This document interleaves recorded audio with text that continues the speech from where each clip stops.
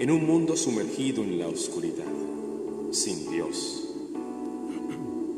donde el pecado ha cautivado el entendimiento, donde muchos viven en tinieblas y la mentira se ha convertido en su realidad. La palabra de Dios trae a nuestras vidas luz y verdad. La Iglesia Cristiana Reformada presenta su programa con toda la información y sucesos basada en las Escrituras Bíblicas. Ya con ustedes.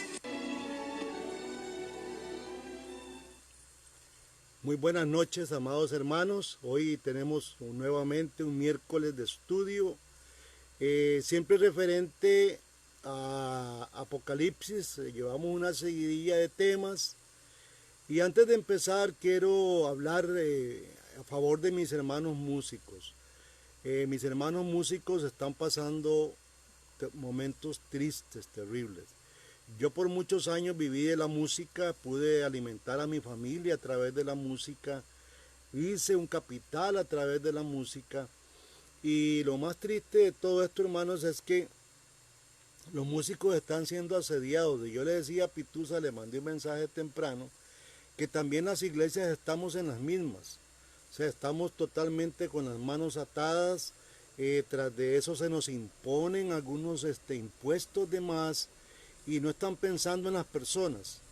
Yo quiero darle desde aquí un mensaje a todos los músicos, a algunos que siguen nuestra página, siguen nuestro grupo, decirles que estamos con ustedes. Vamos a orar pidiéndole a Dios que bendiga a todo este equipo de músicos y no solo a ellos.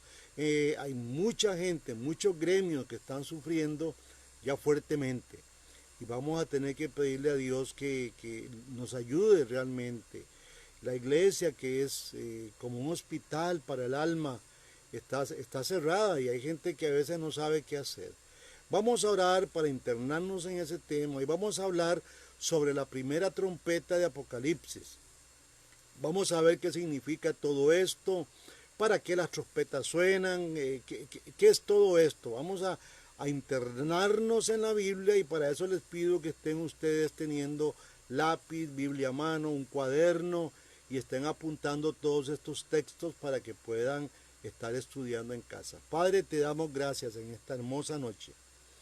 Hoy nos ponemos en tus manos amorosas, pedimos que tú nos guíes con tu Espíritu Santo. Queremos orar por todos aquellos que están sufriendo desempleo, personas que están desanimadas, Señor, algunas al borde de la muerte. Queremos pedirte por todas las iglesias que sufren hoy en día, Señor. Están sufriendo pastores, familias de pastores, están sufriendo músicos, todo el gremio de artistas sufre porque su ingreso es a través del espectáculo. Señor, ten misericordia de Costa Rica y que todo esto, Señor, nos ayude a entender que solamente en ti tenemos consuelo y esperanza. Anhelamos más que nunca en estos tiempos, Señor, que tú vengas pronto. Ven por tu iglesia, Señor. En el nombre de Jesús te lo pedimos. Oramos por Vivian también. El mes que ya termina para mi hermana Vivian, estamos pidiendo para que tú la bendigas siempre. Por mis hermanos de Honduras, una bendición especial desde Choluteca, Danlí, hasta el Atlántico, Señor. Ayuda y bendice a todos mis hermanos allá en Choluteca, en Valle de los Santos, en Tegu, en Comayagüela, Señor. Bendice a todos mis pastores hermanos. También estamos orando por Joaquín, un pastor salvadoreño que está de luto en estos tiempos. Ya el próximo mes estaremos orando por los pastores de Nicaragua. Bendice Dios este momento de estudio que vamos a tener en el nombre de Jesucristo nuestro Señor. Amén. Quiero que saquemos por un momento Apocalipsis capítulo 8. Apocalipsis se caracteriza por cosas muy importantes. Hay siempre grupos de 7. Si usted va a ver la estructura del libro de Apocalipsis, empieza con 7 iglesias. Luego de esas 7 iglesias vienen los 7 sellos. Después de los 7 sellos vienen las 7 trompetas, y después de las 7 trompetas, 7 copas que los ángeles derraman sobre la tierra. Así que es interesante tener este concepto de 7, una seguidilla de 7. Apocalipsis 8.1. Me detengo para enviarle un saludo a Adrián allá en Alajuela. Adrián, el hijo de nuestro hermano Mario, que nos sigue. Adrián, muchas gracias, que Dios te bendiga mucho, y espero que te sea muy útil todas las enseñanzas que estamos dando acá. Dice Apocalipsis 8.1, cuando abrió el 7º sello, se hizo silencio en el cielo como por media hora, y vi a los ángeles que estaban en pie ante Dios, y se le dieron 7 trompetas. Estuvo la seguidilla de 7 iglesias, capítulo 2 y 3 de Apocalipsis. Después siguen la revelación de los 7 sellos, y ahora, abriendo el último sello, se integran las 7 trompetas. El último sello lo que hace es revelar las 7 trompetas.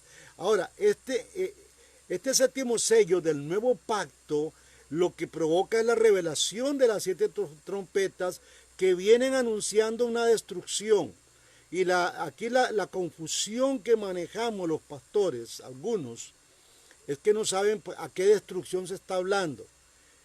Realmente, haciendo un estudio básico, que es lo que vamos a hacer, vamos a ver que es la destrucción de Jerusalén la que se está realmente anunciando. La ciudad previamente santa de Jerusalén, que se había hecho pagana, y que como su precursor, allá tenemos una gran historia que constata esto, que es cómo caen los muros de Jericó. Cuando caen los muros de Jericó, hay 7 trompetas sonando.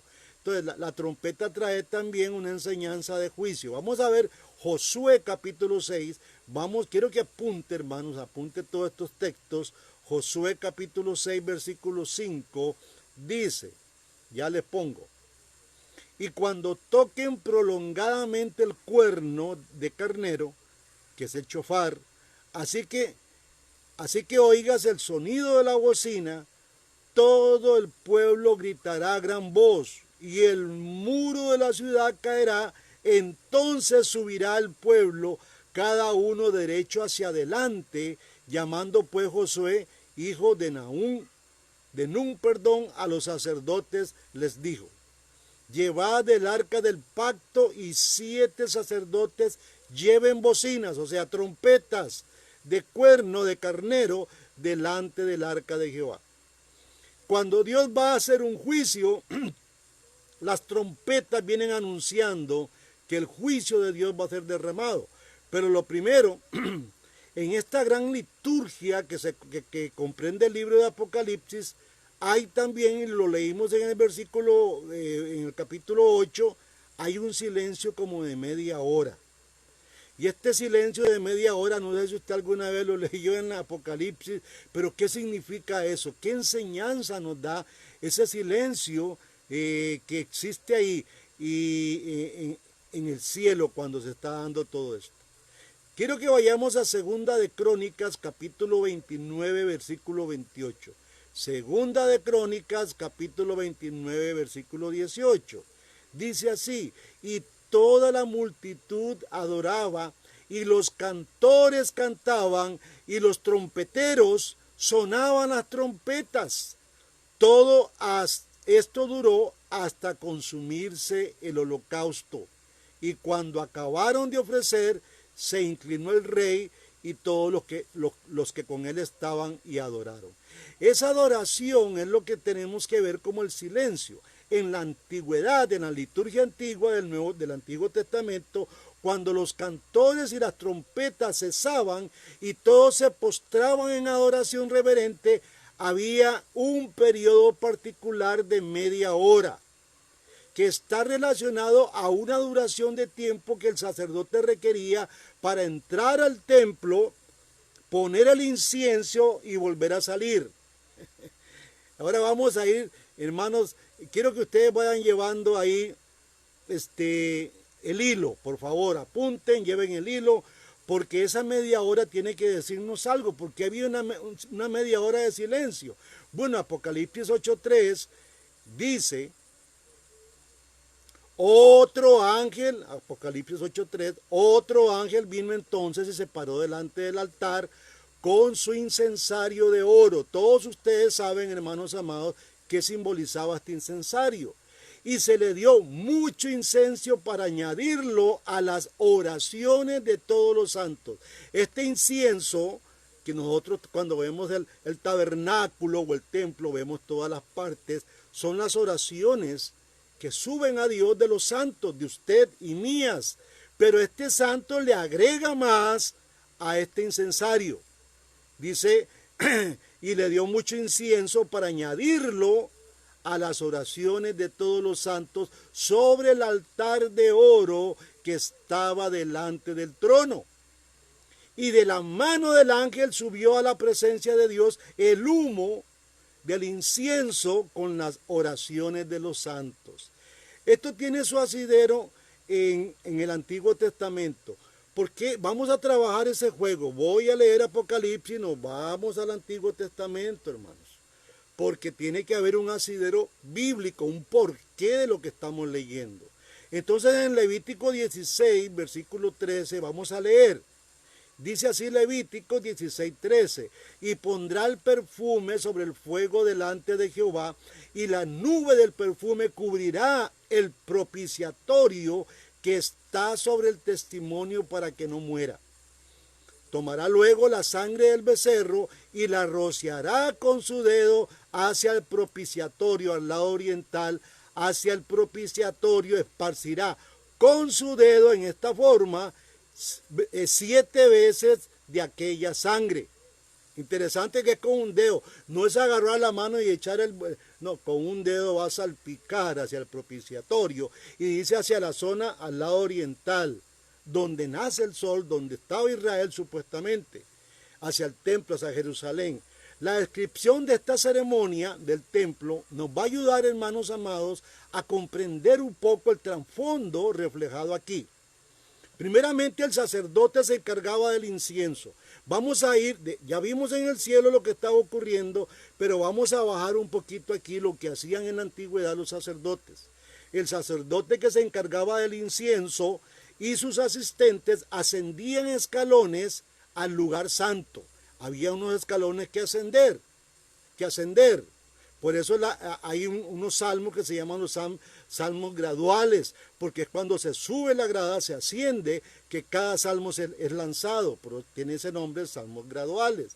Ese lugar santo precedido después por 2 sacerdotes más que anteriormente habían adornado el altar y el candelabro. Ahora sacaban los recipientes que habían dejado atrás y adorando se retiraban. Esa media hora era ese espacio en que después de haber hecho todo el sacrificio, los sacerdotes empiezan a poner las oraciones o el incensario, acomodan todo esto para que esto suba a Dios. Así de simple.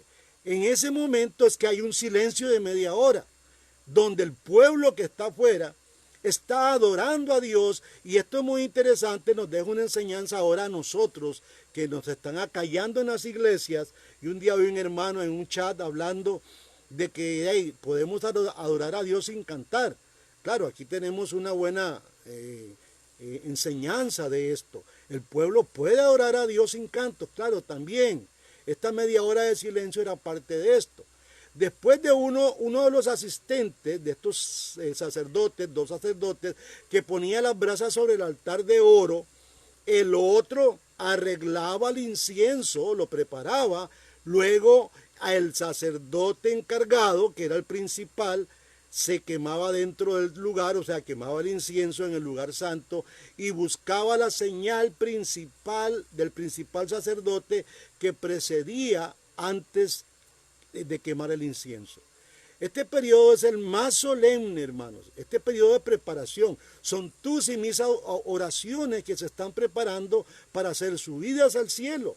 Este periodo es el más solemne de todos, cuando a través de todo el templo se hacía un profundo silencio entre la multitud que adoraba. Dentro del santuario, el sacerdote ponía el incienso sobre el altar de oro y la nube de los olores, porque era un olor grato, ascendía al Señor, los cuales sirven como imagen de las cosas celestiales. O sea, lo que Juan está viendo es el tabernáculo celestial, y nosotros, para poder entender Apocalipsis, algunas partes, vamos a tener que empezar a entender el tabernáculo terrenal. Recuerden lo que Hebreos dice que el Antiguo Testamento, o sea, la ley y los profetas, vienen a ser una sombra de los bienes venideros. Ahora, hablando de este silencio, de la profunda reverencia que existe ahí, los ángeles que estaban delante de Dios recibieron 7 trompetas. Recordemos la liturgia antiguo testamentaria, se sonaban las trompetas. Vamos a ver Primera de Crónicas para ir probando todo esto. Primera de Crónicas capítulo 15, versículo 24. Dice, y Sebanías, y vaya contándolo, Sebanías, Josafat, Natanael, Amasai, Zacarías, Benaía y Eliezer, eran 7 sacerdotes, todos tocaban las trompetas delante del arca de Dios, y Obed-Edom y Jehaías eran también porteros del arca. Esto es muy interesante. Ahora estamos entendiendo este fenómeno de las trompetas. Son 7 trompetas que nos recuerdan que en el gran templo, en el oficio del templo del tabernáculo, se sonaban las 7 trompetas. Ahora, Nehemías capítulo 12, 41. Estoy haciendo una probatoria de esto. Dice Nehemías 12, 41. Y los sacerdotes Eliacín, Maseías, Miniamín, Micaías, Elioamí, Zacarías y Ananías con trompetas. Igual, un oficio que iba a hacer Nehemías en la inauguración del nuevo templo que estaban reconstruyendo. Entonces las trompetas jugaban un papel importante en la liturgia del templo y del tabernáculo. Ahora, veamos que Apocalipsis está estructurado por grupos de 7, y hablamos esto, y en repetidas veces se habla de este agrupamiento de 7. Hay toda una secuencia. Ya vimos 7 ángeles, que son los pastores de las iglesias a los cuales Dios les da un mensaje, 7 sellos, 7 trompetas, 7 copas que están derramando, como dije al principio, estas 7 copas, los ángeles sobre la tierra. Ahora hay que ver cuál tierra, no es el fin. Hebreos 8, versículo 5. Vamos a ver qué nos dice Hebreos 8, 5. Dice, los cuales sirven a lo que es figura y sombra de las cosas celestiales, como se le advirtió a Moisés cuando iba a erigir el tabernáculo, diciendo, mira, haz todas las cosas conforme al modelo que se te ha mostrado en el monte. Ahora, Hebreos 8 nos está diciendo que todo este tabernáculo, todas estas liturgias, toda esta forma, que usted la puede leer en Levítico, la puede leer en Números, en Éxodo, en Deuteronomio, y sucesivamente ahí vamos leyendo todo el oficio que se hacía en el tabernáculo, y después como David y Salomón y los demás levitas hacían el oficio en el sacrificio de holocausto, en el ofrecimiento a Dios.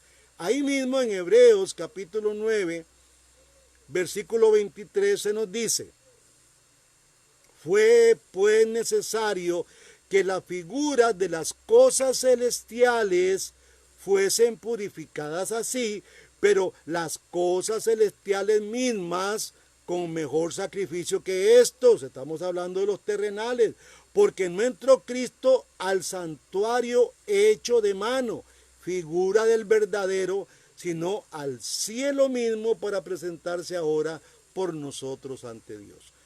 Entonces el Apocalipsis, lo que ocurre es que Juan, que está ya hablando, está viendo todo el oficio que se está haciendo allá en el cielo. La adoración terrenal, hermanos, es efectivamente una copia de la adoración celestial. al igual que el gobierno de la iglesia. Si se adoraba a Dios aquí en la tierra de una forma en el tabernáculo, en el cielo se está viendo igual. También el gobierno que se hace aquí es el mismo gobierno que se hace allá. Y esto es una maravilla, esto es maravilloso. Voy a poner un ejemplo del gobierno que se hace aquí en la tierra. Por ejemplo, Mateo 16, 19. Lo tienen, Mateo 16, 19. Dice Jesús, a ti te daré las llaves del reino de los cielos. Y todo lo que atares en la tierra, aquí en la tierra, será atado en el cielo. Y todo lo que desatares en la tierra, será desatado en los cielos. O sea, esto es lo que me está mostrando, que a veces peleamos, que este es Pedro. Miren, lo que nos está mostrando es que el gobierno que se hace aquí, allá tiene la misma validez, y lo que se haga allá, aquí tiene la misma validez. Vamos a corroborar esto con Mateo 18, 18. Jesús vuelve a repetir las mismas palabras. De cierto os digo que todo lo que atéis aquí en la tierra será atado en el cielo, y todo lo que desatéis en la tierra será desatado en el cielo. Es el reino de Dios, hermanos, lo que está funcionando aquí. ¡Qué belleza! ¡Qué belleza!, dijo por ahí un muchacho. El reino de Dios es aquí como lo es allá, solo que allá es algo mejor, algo superado, sin pecado, pero correctamente. Pero el gobierno que hay aquí en la tierra del reino de Dios es el mismo que funciona allá, porque todo lo que aquí se haga, allá arriba se va a corroborar, y viceversa. Por eso aquí decimos, Señor, hágase tu voluntad. Esa es nuestra oración. Y tenemos que hacer la voluntad de Dios aquí en la tierra. San Juan 20, seguimos corroborando, versículo 23, dice, a quienes remitieren los pecados, les serán remitidos. O sea, si yo remito aquí pecados, allá en el cielo los remites. Y a quienes retuviereis, les son retenidos. Si aquí yo retengo pecados, allá en el cielo también se retienen pecados. Y Abraham Kuyper, que era un ministro holandés, escribió un libro maravilloso que se llama El Cuerpo de Cristo. Esta enseñanza de las dos llaves de la iglesia, la que abre y la que cierra, está muy claro en ese libro. Según, hermano, la estructura de la escritura, hay muchísimas similitudes entre las actividades humanas y las actividades angélicas. Hay una similitud muy grande. Busquemos Apocalipsis 21, versículo 17. Dice, y midió su muro 144 codos de medida de hombre, la cual es de ángel. O sea, las medidas aquí de los hombres son la misma medida de los ángeles. Entonces, hay una similitud entre las actividades humanas y las angélicas. El libro de Apocalipsis nos muestra que el gobierno de la iglesia terrenal corresponde al gobierno celestial y angelical, hermanos. Y esto lo acabamos de corroborar con los textos. Además, los oficiales que destruyen la tierra como consecuencia de las acciones de los 7 ángeles. Nosotros aquí a veces nos dicen a nosotros, usted no puede levantar un juicio. Pero déjeme decirle, amado hermano, que nosotros los cristianos sí tenemos la capacidad de hacer juicio. Eso es una verdad que usted la va a encontrar ahí en Primera de Corintios. Y tenemos que revisar esto. Y cómo nos detienen a veces, no haga juicio, hermano. No, tenemos que hablar porque somos las personas que representamos aquí el reino de Dios. Y tenemos un rey y hacemos todo basado en las leyes de ese rey. Por eso podemos hacer juicio. Más bien se les recomienda ya a los corintios que no vayan a los juicios terrenales, sino que llame a ancianos y que ellos hagan un juicio. La iglesia tiene que manejarse, y hay algunos pastores que están hablando sobre esta temática de que no podemos estarle obedeciendo a Faraón ni al rey de esta tierra. La iglesia tiene una cabeza y tiene un rey, pero es una forma de sublevarse, y a veces hay que hacerlo, hermanos. Hay que, antes de amar al rey, obedecer al rey, primeramente obedecemos a Dios. Y esto es una gran verdad. Apocalipsis capítulo 8, versículo 3. Para poder corroborar todo esto. Dice Apocalipsis 8, 3. Otro ángel vino entonces y se paró ante el altar con un incensario de oro y se le dio mucho incienso para añadirlo a las oraciones de los santos sobre el altar de oro que estaba delante del trono. Y de la mano del ángel subió a la de la mano del ángel subió a la presencia de Dios el humo del incienso con las oraciones de los santos. Y el ángel tomó el incensario y lo llenó de fuego del altar. Mire, muy interesante, porque usted en el Antiguo Testamento se va a encontrar con unos sacerdotes que ofrecieron fuego extraño. Y yo no sé si usted se ha preguntado alguna vez, pastor, o usted mismo, ¿qué es ese fuego extraño? Entonces tenemos un montón de versiones, tenemos un montón de cosas para decir que es un fuego extraño. Pero un fuego extraño es un fuego que no viene de Dios. El fuego que los israelitas mantenían ahí venía directamente de Dios y lo conservaban para llevarlos a ciertos lugares. Dice que el versículo 5, y el ángel tomó el incensario y lo llenó del fuego del altar y lo arrojó a la tierra, y hubo truenos y voces y relámpagos y terremotos. Hermanos amados, este incienso simboliza las oraciones de todos los santos. Este incienso, que significa eso, es entregado al ángel para que se le agregue a las otras oraciones del pueblo de Dios, asegurando que las oraciones son recibidas como una ofrenda de olor grato al Señor. Entonces el humo del incienso son las oraciones de los santos. Ascienden ante Dios de la mano del ángel, mientras que el ministro ofrece súplicas de su congregación. Qué importante, y siempre lo he dicho, que para poder entender un poco Apocalipsis, hermano amado, tenemos que tener un buen conocimiento del Antiguo Testamento.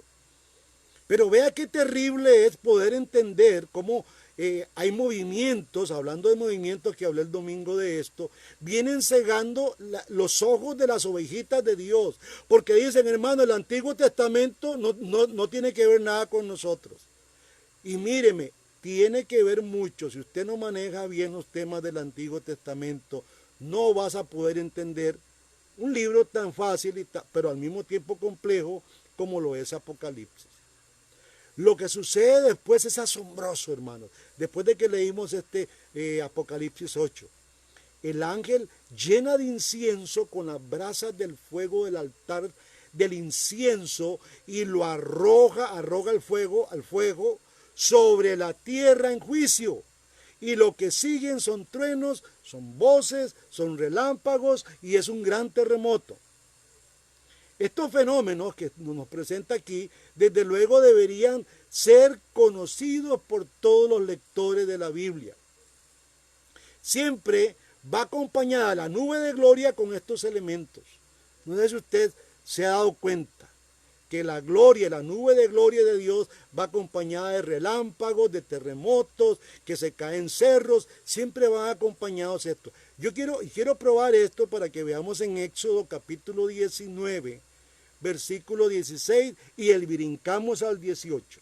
Dice el 16, aconteció que al tercer día, cuando vino la mañana, vinieron truenos y relámpagos y espesa nube sobre el monte y sonido de bocina muy fuerte. Brinco al 18. Todo el monte Sinaí humeaba porque Jehová había descendido sobre el fuego, y el humo subía como el humo de un horno, y todo el monte se estremecía en gran manera. Vea qué interesante que cuando Dios descendía en el Antiguo Testamento, estos elementos estaban ahí. Siempre que Dios iba a actuar, la nube en la cual se aparecía la gloria de Dios, siempre estos elementos iban a estar ahí. La ironía de este pasaje, hermanos, se hace patente cuando recordamos que es una de las profecías contra el apóstata Israel. Ya habíamos hablado que Israel era una prostituta. Y el domingo hablamos de la gran apostasía que ocurrió en Israel y que sigue ocurriendo ahora. En la adoración del Antiguo Testamento, el fuego sobre el altar del holocausto se originaba en el cielo. Esto es una maravilla, hermanos. cayendo sobre el altar cuando el tabernáculo y el templo empezaban a ser preparados. Así que un fuego extraño es algo que no proviene de Dios, porque es Dios quien lo pone, no son los hombres, no eran los sacerdotes, no es usted, no soy yo. Pero hoy en día encontramos miles de pastores presentando un fuego extraño, trayendo cosas del cielo que Dios no ha dado. Esto es terrible, hermanos. Espero que este Antiguo Testamento te esté abriendo los ojos de la locura que estamos haciendo o que están haciendo muchos pastores. Levítico capítulo 9. Levítico 9, versículo 24 dice, y salió fuego de delante de Jehová. Este es el fuego que estamos hablando. Y consumió el holocausto con la grosura sobre el altar, y viéndolo todo el pueblo alabaron y se postraron sobre sus rostros. Vea que cuando vamos al Antiguo Testamento vamos a tener claro qué está pasando, qué nos está informando Juan de lo que ve en el cielo. Este fuego encendido por Dios, hermanos, era sostenido por los sacerdotes, o sea, lo conservaban y llevándolo de lugar a lugar, porque el tabernáculo se venía moviendo, ellos eran andantes ahí en el desierto, camino hacia la tierra prometida, y tenían que mantener ese fuego de Dios encendido. Ahora, cuando el pueblo de Dios recibía la orden de destruir una ciudad apóstata, Moisés prescribió estas palabras, Deuteronomio 13:16. Deuteronomio 13:16. Repito porque mi esposa me está tomando a mí nota de los textos, a veces se me enredan los fuses. Así que repito, Deuteronomio 13:16. Dice así este texto, y juntarás todo el botín en medio de la plaza, y consumirás con fuego la ciudad y todo su botín, todo ello como holocausto a Jehová tu Dios. Interesante, hermanos. Cuando una nación apóstata iba a ser castigada, Dios, el pueblo tomaba del fuego de Dios, porque el fuego de Dios significa también su limpieza, su salvación, pero al mismo tiempo significa su juicio contra una nación. Cuando era el holocausto que se hacía sobre el animal, aquello era para perdonar, era para recibir, para redimir a su pueblo, pero también ese fuego era tomado y lanzado para que muchos pueblos fueran destruidos con el fuego de Dios. La única manera aceptable de quemar una ciudad en holocausto era con el fuego de Dios, o sea, el fuego del altar. Así que cuando se debía destruir una ciudad, el sacerdote tomaba, ya saben de ustedes de dónde tomaba el fuego el sacerdote. Por eso hubo tantos problemas de hombres sacerdotes que se quedaron con parte del botín de un pueblo cuando Dios ordenó que quemara. O sea, tenían que quemarlo con el fuego de Dios, no con el fuego de uno, del hombre. Cuando enseñamos y predicamos tenemos que tomar del fuego de Dios, no del fuego humano, hermano. Esto tiene una aplicación para nosotros los pastores, para usted y yo que predicamos tiene una aplicación. Así que cuando se debía destruir una ciudad, siempre se derramaba el incienso, el fuego que estaba sobre el altar de Dios. Para poder encender el botín también, se debía de quemar con el fuego del altar de Dios. De modo que se ofrecía toda la ciudad como un sacrificio a Dios. Y es aquí cuando Dios empieza a matar a todos los anatemas. Esta era la práctica de destruir a una ciudad anatema, a un pueblo maldito, para que nada sobreviviese de la conflagración que el libro de Apocalipsis usa para describir el juicio de Dios contra, y en este caso, dolorosamente contra la misma Jerusalén, la gran ramera, la gran apóstata, porque Jerusalén iba a ser destruido. Dios deja caer sus juicios sobre la tierra como respuesta a la adoración de su pueblo. Y esto es lo más bello, hermanos. Que cuando Dios hace un juicio, es una respuesta de Dios a tus y mis oraciones. Entonces tenemos que aprender cómo orar. Sí, Jesús nos enseñó cómo orar, pero también hay que ver al rey David Y yo que estoy mandando los salmos ahora cada mañana, vea que tengo que a veces oírlos 3 veces. Y en los salmos uno encuentra una belleza, hermano. Ahora vamos a leer un salmo donde vamos a aprender cómo David oraba a Dios, pidiendo justicia, pidiendo juicio sobre el mundo que lo oprimía a él. La asociación estrecha entre liturgia e historia es un hecho ineludible, hermanos. Algo que no tenemos por qué pasar por alto.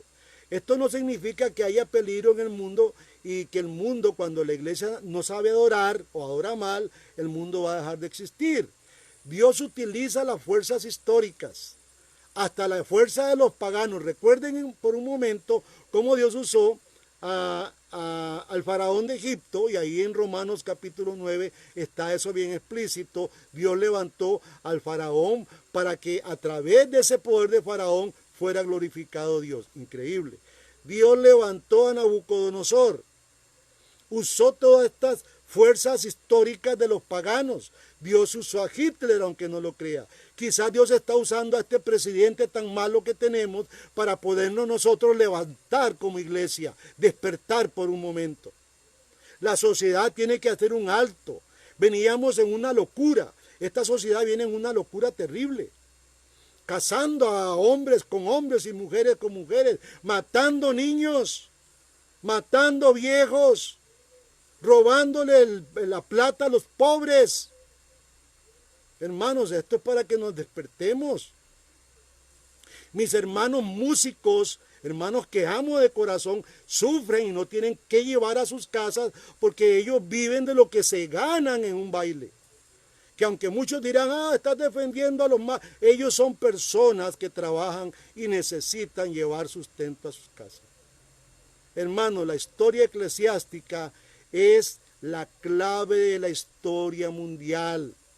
Yo aprendí esto con estos textos, que mis oraciones van a traer juicio, y las suyas también van a traer juicio a este mundo.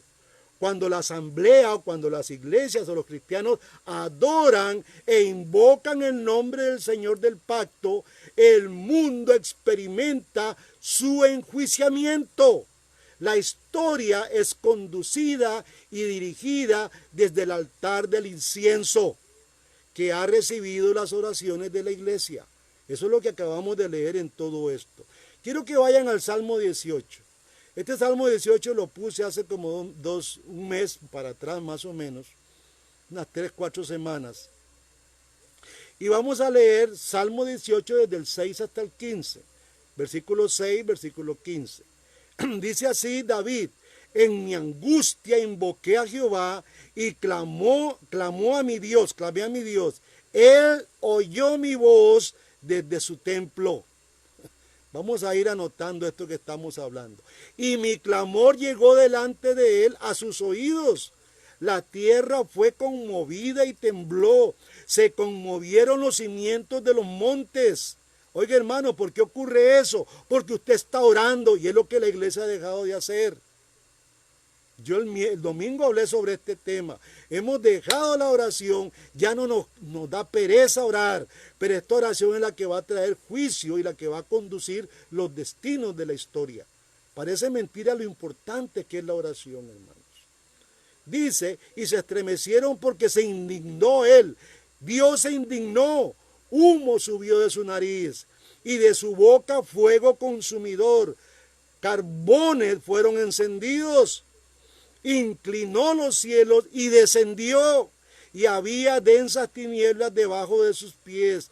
Cabalgó sobre un querubín y voló sobre las alas del viento. Puso tinieblas por su escondedero, por cortina suya alrededor de sí. Oscuridad de aguas, nubes de los cielos. Por el resplandor de su presencia sus nubes pasaron. Granizo y carbones ardientes. Tronó en los cielos Jehová, y el Altísimo dio su voz. Granizo y carbones de fuego, envió sus saetas y los dispersó. Lanzó relámpagos y los destruyó. Entonces aparecieron los abismos de las aguas y quedaron al descubierto los cimientos del mundo. A su aprehensión, oh Jehová, por el soplo del aliento de su nariz. Hermanos, deténgase mañana o ahora más tarde a leer ese salmo. Todo esto se provoca por las oraciones de todos los creyentes que suben al mismo trono de la gloria de Dios. Y Dios se despierta. Él dice, están lastimando a mis hijos. Y Él viene y lanza fuego y empieza a mover todo. Porque nosotros somos como la niña de sus ojos. Hermanos, aquí tenemos que aprender cuánto nos ama Dios. Todo esto tiene enseñanza para todo lado. El trasfondo del enjuiciamiento son las trompetas. Yo le decía a mi primo Mario, vamos a hablar de un instrumento que vos tocabas. Y si está Stanley por ahí, se va a dar cuenta que importante es tocar trompeta también.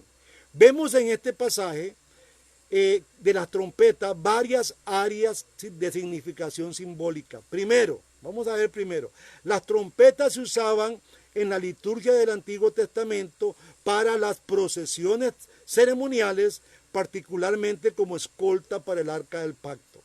Para eso se usaban las trompetas. Apocalipsis 11:19 nos dice, y el templo de Dios fue abierto en el cielo. Vea que no estamos hablando nada mentiroso. El templo de Dios, ¿dónde fue abierto? Aquí en la tierra, no en el cielo. Y el arca de su pacto se veía en el templo. ¿Y qué hubo? Los mismos elementos que habían aquí en la tierra. Hubo relámpagos, voces, truenos, un terremoto y un grande granizo. El principal y obvio ejemplo de esto son las vueltas alrededor de Jericó en su caída. Las trompetas, 7 trompetas fueron sonadas. Segundo, las trompetas se tocaban para proclamar el inicio del gobierno del nuevo rey. Y estas trompetas en el cielo están tronando porque el nuevo rey ya fue entronizado. Y quiero dar una prueba de esto, Primera de Reyes, capítulo 1, versículo 38. Y cuente ahí cuántos muchachos están tocando trompeta. Y descendieron el sacerdote Sadoc, el profeta Natán, Benaías, hijo de Josaías, los eteos y los peleteos. Y montaron a Salomón en la mula del rey David. Era una mula especial, como decir el carro papal, ¿verdad? O decir el Cadillac del pastor fulano de tal. Era una mula que era del rey de David, todavía estaba la mula viva. Y lo llevaron a Guión, versículo 39 dice, y tomaron el sacerdote Sadoc el cuerno de aceite del tabernáculo y ungió a Salomón y tocaron trompeta. Y dijo todo el pueblo, viva el rey Salomón. Entonces, toda esta liturgia que se hace aquí en la tierra, mi hermano Juan la está viendo allá en el cielo. Eso es lo que está ocurriendo, Apocalipsis 11:15. Dice el séptimo, Apocalipsis 11:15. El séptimo ángel tocó la trompeta y hubo grandes voces en el cielo que decían, los reinos del mundo han venido a ser de nuestro Señor y de su Cristo, y Él reinará por los siglos de los siglos. ¡Viva el Rey! Le agrego yo esa palabra.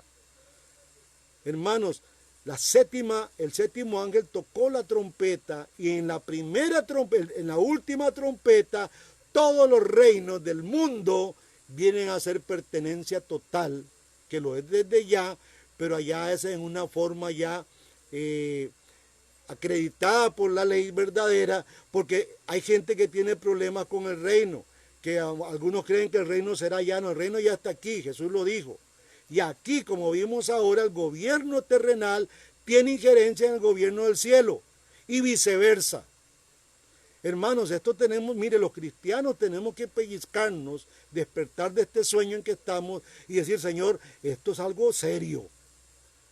¿Cómo que las reglas de allá del cielo están aquí con nosotros? Sí, todo lo que tú atares, todo lo que tú hicieras aquí, allá se va a tomar en cuenta y lo que se hace allá, aquí tiene que tomarse en cuenta. Así que esta cuestión es serio. No podemos andar jugando de cristianitos, hermanos. Hay pastores que andan jugando de cristianitos, de reunión en reunión, van por aquí, van por allá, sin entender que son parte de un reino, que está en el cielo ya establecido y que en la tierra tiene que estar también, que no ha llegado a su plenitud, porque hay algo que lo detiene y es el pecado que todavía detiene todo esto. Tiene que ser destruido totalmente el pecado de todos los hijos de Dios. Y eso es lo que estamos esperando, hermanos. Tercero, la trompeta daba aviso de peligro, advirtiendo a Israel del juicio y cuando se acercaba y tenían que a veces la misma trompeta provocar también, aparte del peligro, provocar un arrepentimiento nacional. La trompeta era para arrepentimiento también. Y yo creo que esto se nos ha olvidado, hermanos. Isaías 58:1 dice muy bellamente este texto: clama a voz en cuello, no te detengas, alza tu voz como trompeta y anuncia a mi pueblo su rebelión y a la casa de Jacob su pecado. Tiene que arrepentirse. Cuarto, Moisés recibió instrucciones de usar 2 trompetas de plata para convocar a la congregación por un lado y por el otro lado para cuando se salía a la guerra. Las trompetas tenían esa función. Y usted lo verá cuando va a la guerra un ejército antiguamente, y salía todo el mundo con las banderas y a luchar. Otras veces era como hoy ocurre con las campanas, para convocar al pueblo. Bueno, en aquel tiempo era trompetas, o como cuando un ejército a usted lo levantan con una trompeta. Números 10 del 1 al 9, que no lo voy a leer, habla de toda esta realidad, hermano. Quinto, también se tocaba la trompeta en las fiestas y en el primer día de cada mes. Las fiestas, como cuando andan aquí las cimarronas, ahí mi hermano Stanley anda en cimarronas a veces, y es un alborotazón, un polvazal, cuando las trompetas y todo el chimpurumpunchín empieza a sonar. Números capítulo 10, versículo 10. Dice: y en el día de vuestra alegría, y en vuestras solemnidades, y en el principio de vuestros meses, tocaréis la trompeta sobre vuestros holocaustos y sobre los sacrificios de paz, y os serán por memoria delante de vuestro Dios. Yo, Jehová vuestro Dios. Hermano, la trompeta se usaba para todo esto. El día de la trompeta era el reconocimiento litúrgico especial del día del Señor. Levítico 23:24 dice, Levítico 23:24, habla a los hijos de Israel y diles: en el mes séptimo, al primero del mes, tendréis día de reposo, una conmemoración al son de trompetas y una santa convocación. Versículo 25, ningún trabajo de siervo haréis y ofreceréis ofrenda encendida a Jehová. Desde luego, hermanos, el trasfondo básico de todo esto es la nube de gloria que está acompañando el sonido de las trompetas para anunciar la soberanía de Dios y el juicio del Señor. Es interesante esto, que cómo la trompeta tiene un sentido. Y vea que hoy mucha gente anda inventando de qué son las trompetas. Todo eso se encuentra en la misma Biblia, hermanos. Y esto es lo bello. Cuando usted la misma Biblia te va diciendo por qué y qué son las cosas. Y no cuando oímos ese aterro de mentirosos que empiezan a batear y a decir bla, bla, bla, bla, bla, sin una prueba bíblica. Éxodo 19:16. Éxodo 19:16. Dice: aconteció que al tercer día, cuando vino la mañana, vinieron truenos y relámpagos y espesa nube sobre el monte y sonido de bocina muy fuerte, y se estremeció todo el pueblo que estaba en el campamento. Así que, hermano, la liturgia terrenal del pueblo de Dios era una recapitulación de la liturgia celestial. Otra indicación de que el pueblo redimido de Dios había sido restaurado a su imagen. Esto implica el método que el ejército de Gedeón, y vamos a tener que, les voy a dar el texto para que lo lean en casa porque es mucho material, Jueces capítulo 7, 15 al 22. Esto tiene que ver cuando Gedeón, el ejército de Gedeón, usó para desbaratar a los madianitas. Tal vez ustedes recuerdan esta batalla. Ellos rodearon, Gedeón rodeó al enemigo con luces y con gritos y con sonido de trompeta. Los israelitas eran un reflejo terrenal del ejército celestial de Dios en la nube, trayendo venganza sobre sus enemigos. Por eso tenemos que tener este juego, hermanos, aquí en la tierra y en el cielo. Para un hijo de Dios esto es lo mismo. No podemos nosotros estar añorando el cielo cuando aquí en la tierra no hacemos las cosas del cielo. Esto es ilógico. Tenemos que hacer un cambio, un clic en nuestra cabecita.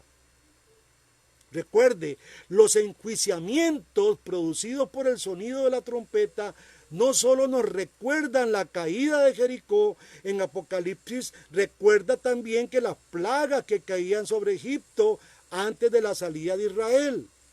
Todo esto sonaron cuando el pueblo de Israel salió de Egipto, las trompetas sonaron. Juntos representan estos dos eventos la destrucción de un tercio de la tierra. Y obviamente, ya que el juicio no era total ni final, hermanos, no podía significar que fuese el fin del mundo. Sin embargo, la devastación es tremenda y casi termina con la nación judía. Israel se había convertido en una nación de egipcios y cananitas. Recuerdan que era una prostituta. Y mucho peor, en una tierra de apóstatas del pacto. Israel era todo eso. Y óigame esto y ráyelo, hermanos. Todas las maldiciones de la ley están a punto de ser derramadas sobre aquellos que habían sido anteriormente el pueblo de Dios. Esto ocurrió, hermanos. Es inaudito que un pueblo que reciba todos los bienes de Dios se prostituya y los tome para prostituirse y apóstatan y se van y se alejan de Dios totalmente, siendo el pueblo elegido por Dios. Esto es terrible, hermanos. Por algo están escritas en Deuteronomio todas las maldiciones. Iban a caer sobre un pueblo que defraudó a su Dios. Espero que usted no lo haga. Mateo 23, 35. Mateo 23, 35.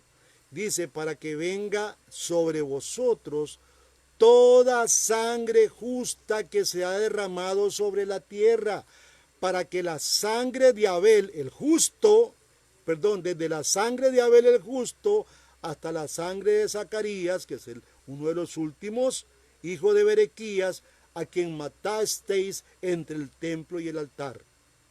De cierto os digo que todo esto vendrá a esta generación. ¿A cuál generación está hablando Jesús? A esa generación del tiempo de él. Por eso estos juicios van a venir sobre Israel. Y todos sabemos que en el año 71, en el año 70, ocurrió el gran desastre de Jerusalén. Aparentemente, hermanos, las primeras 4 trompetas se referían a una serie de desastres de devastación a Israel en los postreros días. Primeramente a los eventos que conducen al estallido de guerras. Y esto por eso se escribe un libro, Josefo, que son las guerras judías, estallan un sinfín de guerras. Vamos a ver qué ocurre con la primera trompeta. Así como los enjuiciamientos de los sellos, recuerden que era una secuencia, las iglesias se les llaman a arrepentirse y parece que no se arrepintieron, vienen los sellos y después vienen las trompetas. Vamos a ver qué ocurre con la primera trompeta. Los sellos se medían en grupos de 4. En otro tiempo vamos a enseñar esto. Los enjuiciamientos de las trompetas se miden en tercios. Se toca la primera trompeta y un tercio de la tierra algo le ocurre. Veamos Apocalipsis 8, versículo 6. 8:6. Y los 7 ángeles que tenían las 7 trompetas se dispusieron a tocarlas. El primer ángel tocó la trompeta. Y ese primer ángel, cuando toca su trompeta, dice, hubo granizo y fuego mezclado con sangre, que fueron lanzados sobre la tierra, y la tercera parte de los árboles se quemó, y se quemó toda la hierba verde. Aquí hay una triple maldición, hermanos. Hay granizo, hay fuego y hay sangre. Todo eso es arrojado a la tierra, afectando la tercera parte, un tercio de la tierra. Aquí se destacan esos tres objetos en particular. Juan habla de granizo, fuego y sangre mezclada que fueron lanzados sobre esta tierra. La sangre de los testigos asesinados es mezcla con fuego del altar. Recuerden que todos los profetas, ahí Jesús habla de esto. ¿Cuál profeta no mató a Israel? Yo quisiera ver uno que no haya matado. Todos los profetas lo mataron. Vino el dueño de la finca, el dueño del Edén, el dueño de todo, porque se llama Señor, Curios, y también a él mataron. Esta sangre de los testigos, hermanos, es la sangre misma, o este fuego mezclado con sangre viene de la misma presencia de Dios y es derramado sobre la tierra. Va a caer sobre los perseguidores de su verdadero pueblo. El resultado de este arrojo es la maldición que tiene muchas similitudes con la séptima plaga de Egipto. ¿Ustedes recuerdan cuál fue la séptima plaga de Egipto? Fue la misma, granizos de fuego. Es el incendio de un tercio de la tierra, un tercio de los árboles y todo el césped verde es encendido por esta gran crisis que trae Dios. Capítulo 9 de Apocalipsis, versículo 4. Espero que estén siguiendo los textos y apuntándolos. Aquí ocurre algo maravilloso porque ocurre algo a la inversa después. Aquí más atrás es sobre la tierra y estos árboles tienen un símbolo, representan algo. Dice el versículo 4 de Apocalipsis 9. Y se les mandó que no dañasen, oiga, que no dañasen a la hierba de la tierra, ni a cosa alguna verde, ni a ningún árbol, sino solamente a los hombres que no tuviesen el sello de Dios en sus frentes. Aquí hay un gran golpe para aquellos que dicen que se van, los raptistas, que dicen me voy con él y me voy con él, hermanos, y que no vamos a pasar tribulación aquí. Vea, cuando viene la gran destrucción, ¿a quienes no va a tocar ese ángel? A los que tienen el sello. Volvemos a leer Apocalipsis 9:4. Y le mandó, esto es a los ángeles, que no dañasen a la hierba de la tierra, ni a cosa verde alguna, ni a ningún árbol, sino solamente a los hombres que no tuviesen el sello de Dios en sus frentes. Aquí los árboles y el césped, hermanos, tienen una representación interesante. Es el remanente electo. Según parece, vea lo que dice Apocalipsis 7, vamos a ver Apocalipsis 7, porque parece que estos árboles que no deben de ser tocados y este césped tienen una representación de los elegidos, de los electos de Dios. En muchas ocasiones la Escritura nos muestra como árboles. ¿Recuerdan aquel ciego que recibió la vista? Jesús le dice, ¿qué ves? Dice, veo personas como árboles moviéndose. Entonces, todos estos símbolos tienen algo que enseñarnos. Apocalipsis 7:3 dice, diciendo, no hagáis daño a la tierra, ni al mar, ni a los árboles, hasta que hayamos sellado en sus frentes a los siervos de nuestro Dios. ¿Ven? Todos los que tienen que estar sellados. Dios le dice a estos ángeles, mire, suave, suave, suave, llévela suave.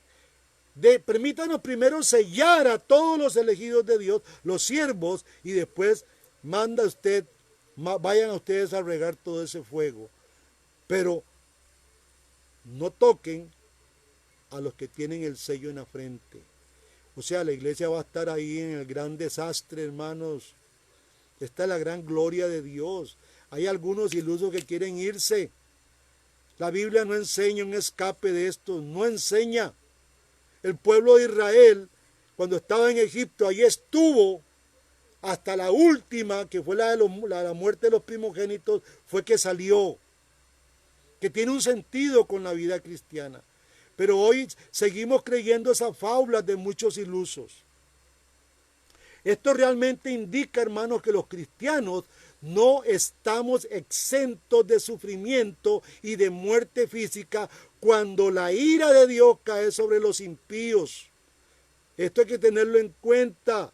Sin embargo, hay varios puntos. Primero, la iglesia no puede ser completamente destruida en los juicios de Dios. Mateo 16, 18. Tenga esto como un consuelo. Yo también os digo que tú eres Pedro, y sobre esta roca edificaré mi iglesia, y las puertas del Hades no prevalecerán contra ella. O sea, la muerte, que era la que sostenía el Hades, que es la que sostiene a todos los muertos, las tumbas, nosotros vamos a prevalecer, nosotros vamos a vencer todo eso. Así que, hermanos, cuando venga la crisis sobre este mundo, no hay problema, no tenga temor. Levante su cabeza porque está más cerca la venida de Cristo. Número 2. A diferencia de los impíos, el destino final de los cristianos no es la ira, sino la vida y la salvación. Y yo quiero que este versículo, Romanos 2, versículo 7, usted lo lea, ráyelo para que lo lea después más tarde con más tiempo, pero lo vamos a leer ahorita. Versículo 7, capítulo 2, versículo 7 de Romanos. Vida eterna a los que perseverando en hacer el bien buscan gloria y honra e inmortalidad. Versículo 8. Pero ira y enojo a los que son contenciosos y no, óigame, esto es terrible, hermano. La ira de Dios, y léanlo mucho, con mucho cuidado, se lo voy a leer despacio. Versículo 8. Pero la ira de Dios, y ya vimos cuál es esa ira, y enojo a los que son contenciosos y no obedecen a la verdad, sino que obedecen a la injusticia. Versículo 9. Tribulación y angustia sobre todo ser humano que hace lo malo. Y aquí vamos a ver esta frase tan linda. Al judío primeramente y también al griego. Hermanos, esto es parejito. Al judío primeramente y al griego. El juicio viene para Israel, que ya Israel tuvo su juicio en el año 70, fue desmantelada por Dios. Ahora hay un pequeño remanente de lo cual nosotros hemos sido agregados como gentiles. Y esto es para futuro lo que nos va a pasar a nosotros, hermanos. Los impíos, por otra parte, solo pueden esperar ira, angustia, tribulación y desesperanza delante de Dios.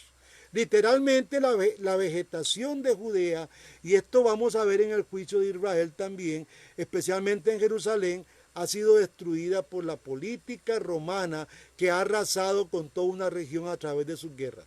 Yo me he estado leyendo por Lini, porque lo tengo ahí en PDF, el libro de Josefo, las guerras de Josefo, y ve a ver si baja las antigüedades de Josefo, que los he venido recomendando, antigüedades de Josefo, pero aquí esto que voy a leer está sacado de las guerras de los judíos de Josefo. Dice Josefo y relata de esta forma: lo que se mostraba de la tierra movía gran compasión. Está hablando de ese evento cuando quedó desolada Jerusalén. Porque lo que antes solía estar lleno de árboles y tan adamado que parecía un paraíso, entonces se mostraba como un desierto, cortados todos los árboles que constituían un gran deleite, dice Josefo. Y recuerden que Josefo fue parte de esa historia, así que él conocía bien Jerusalén. No había extranjero, dice Josefo, que hubiese visto antes la ciudad de los lindos arreboles o arrabales, que viendo que en el tiempo de la soledad y la destrucción pudiese de llorar o gemir al ver cuánto daño había hecho las revueltas. La guerra había destruido todas las cosas hermosas que tenían, de tal manera que si alguno se hubiese visto antes esta ciudad, cuando estaba en su integridad floreciente y viniese de nuevo, no la conocería ciertamente. Josefo pudo ver cómo aquella Jerusalén preciosa y bella quedó totalmente como un desierto. Bueno, eso es lo que Apocalipsis está viendo en el cielo. Apocalipsis 16, 21. Muchos de los dolores y pesares que se ven ahí eran para Israel. Y van a venir también en el futuro, para muchos, para los perversos, para todos los mentirosos y los incrédulos, los que desafían a Dios. Apocalipsis 16, 21 dice, y cayó del cielo sobre los hombres un enorme granizo como el peso de un talento. Y los hombres blasfemaron contra Dios por la plaga del granizo, porque su plaga fue sobremaneramente grande. Hermanos, hoy con esto concluimos la primera trompeta del Apocalipsis. Vamos a seguir hablando de la segunda, la tercera, la cuarta, hasta donde Dios nos dé espacio y vida. Realmente Dios es bueno.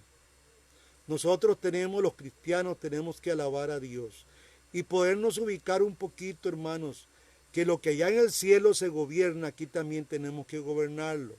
Que toda ley que esté allá arriba tiene que estar aquí abajo. Por eso a veces es mejor obedecer a Dios antes que a los hombres. Eso lo dijo el apóstol allá, Pablo, con otros que andaban con ellos y prefirieron obedecer a Dios. Creo que la iglesia está entrando en una crisis donde va a tener que ver a quién obedece. Este emperador que tenemos aquí en nuestra patria o en este mundo, porque son todos los países que están bajo las mismas reglas de pobreza, porque están empobreciendo al mundo, están empobreciendo a mis hermanos músicos, están empobreciendo a muchas iglesias, están empobreciendo a mucha gente honrada que trabaja a manos limpias. Tenemos que empezar a ver a quién vamos a obedecer, hermano. Si no vamos a ser siervos menguados, vamos a ser borregos que vamos a estar ahí llevados para allá y para acá como el viento sopla. Y este viento de esta tierra es un viento maligno. Yo espero que con esta enseñanza, mi hermano amado, usted se haya ubicado un poquito. Es mi anhelo.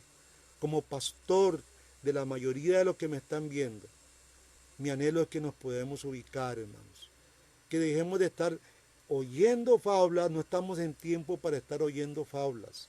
En cualquier momento se aparece nuestro Salvador. Va a aparecer de pronto. Hay muchas señales que parece que ya esto como que ya empezó, ya va a ser.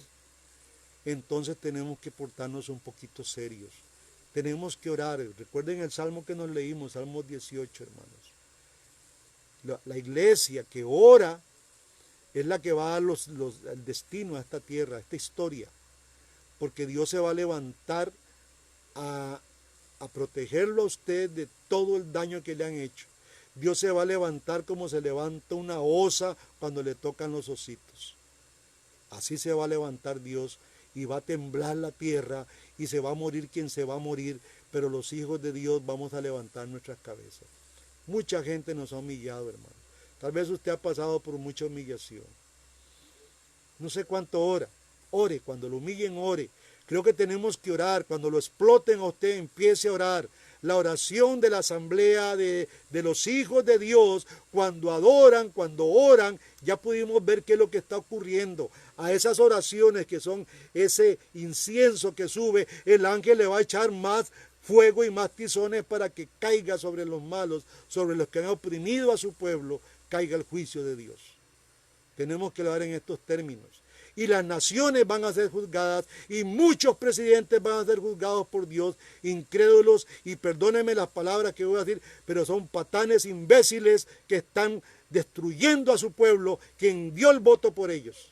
Y no soy un político, hermano, soy un simple pastor que me duele ver el dolor de mucha gente.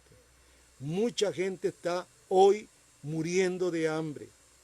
Y tenemos como cristianos que hablar, ojalá que esto lo pueda ir el presidente. Y que venga a hablar conmigo también para decirle, mire, usted está destruyendo lo que Dios ha construido. Está destruyendo la gran maravilla de Dios que es el ser humano. Hermanos, que Dios me los bendiga. Dios me los guarde. Vamos a orar para que Dios nos ayude. Tenemos que hablar, alzar nuestra voz contra esta gran presión que está haciéndonos como marionetas, nos está acallando. Tenemos que hablar nuestra voz. Tenemos que orar a Dios. Vamos a orar, hermanos, para que tus y mis oraciones suban al cielo y que el juicio de Dios venga pronto sobre todos estos malvados. Padre, te damos gracias.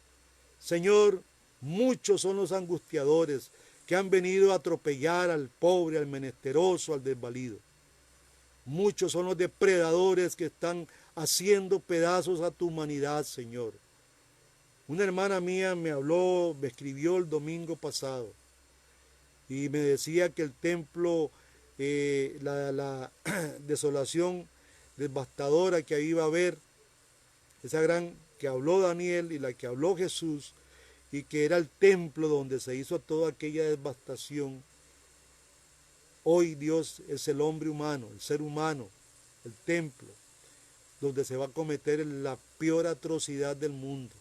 Ya no se respeta persona, no se respeta ser humano, Señor. Yo te vengo a pedir misericordia, oh mi Dios. Ten misericordia de todos aquellos. Yo quiero orar por los hermanos músicos, por todos los músicos que viven y dependen de esto, por todo lo que tienen que llevar sustento a sus casas, Señor. Vengo orando y clamando para que tú traigas tu juicio rápido, Señor, contra estos malvados. Señor, y clamamos a ti, sabemos que nuestras oraciones son escuchadas. Señor, y no ponemos la otra mejilla como se entiende tan mal este texto. Clamamos hacia ti, Señor, levantamos nuestra voz. Perdona nuestras iglesias, Señor, que hemos sido excesivamente pasivas en un mundo lleno de tanta violencia. Dios, es cuando más tenemos que orar por todos nuestros más pequeñitos, los desvalidos de esta tierra, los pobres, Señor, los que tanto tú amas. Ayúdanos, Señor. Venimos como iglesia a pedírtelo. Ayuda y bendice esta tierra de Costa Rica y a todo el mundo en general, Dios. Mucha gente que está llorando de hambre, está sufriendo en este momento. Oro para que tú, Dios, despiertes como despertaste allá en Éxodo capítulo 1 y te acordaste de tu pueblo, Señor, que sufría y se lamentaba y se lamentó por 400 años. Tu pueblo viene gimiendo, Dios, y llorando ahora la angustia.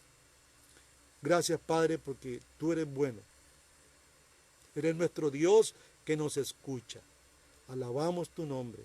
Hermanos, reciban la bendición de Dios. Nos vemos el domingo si Dios quiere y preparémonos. Ojalá que esta noche sea una noche de oración y que todas las noches usted ojalá amanezca en buena oración para que Dios pueda oler ese aroma tan lindo de tus ruegos, de tus quejas, y Dios venga pronto a hacer juicio.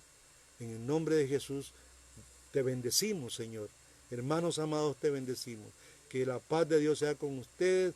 Pueden ir a dormir tranquilos, sabiendo que mañana hay mucho trabajo que hacer, hermanos. Dios me los bendiga.